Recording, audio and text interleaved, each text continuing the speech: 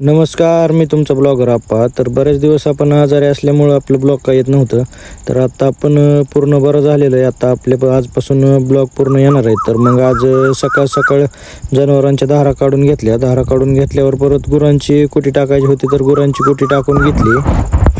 मस्तपैकी जनावरांची कुटी टाकून झाली की परत आपली मावडी लय दिवसात आल्यामुळं आपण आलती लाडात जरा, तर त्याच्यासोबत थोडे वेळ थांबलो. तिथून पुढं मग आपल्याला केळीचं चक्कर मारायला जायचं होतं. तर मग ॲम्बेसेडर घेऊन रानात चक्कर मारायसाठी गेलतो. तर मग रानात गेलो, मस्तपैकी सगळ्या प्लॉटमध्ये फिरून आलो. तिथून पुढं मग आपल्याला आपला जो 3 नंबरचा प्लॉट होता त्याच्या कडकोपऱ्याने तणनाशक मारायचं होतं. तर मग कडकोपऱ्याने सगळं तणनाशक मारून घेतलं.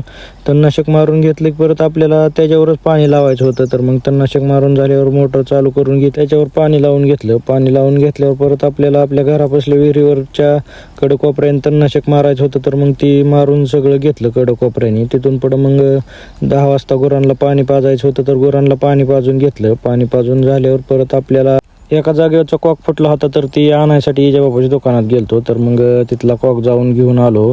परत ती बसवून घेतला. बसवून घेतल्यावर पूर्ण सगळं कडकोपऱ्याने ती बांधून घेतलं निष्ठून आहे म्हणून. तिथून पुढं मग आपल्याला अमोनियम सल्फेट सोडायचं होतं 3 नंबर प्लॉटला. तर मग अमोनियम सल्फेट सोडून घेतलं. सोडून घेतल्यावर परत त्याला पप्पा कोंबड खत आणायला गेलं तर त्यांच्या पायाला लागलेलं तिथं. तर मग मला ट्रॅक्टर आणायचा होता जाऊन. तर मग अण्णा मी ट्रॅक्टर आणायसाठी गेलतो. अण्णा सोडायला आलता मला. तिथून पुढं मग ट्रॅक्टर घेऊन घरी आलो की म्हणलं रानातनं वळवा. ट्रॅक्टर पण वळला नाही, तिथं फसला होता. तिथून पुढं मग ट्रॅक्टर गुंतलेला सगळा काढला.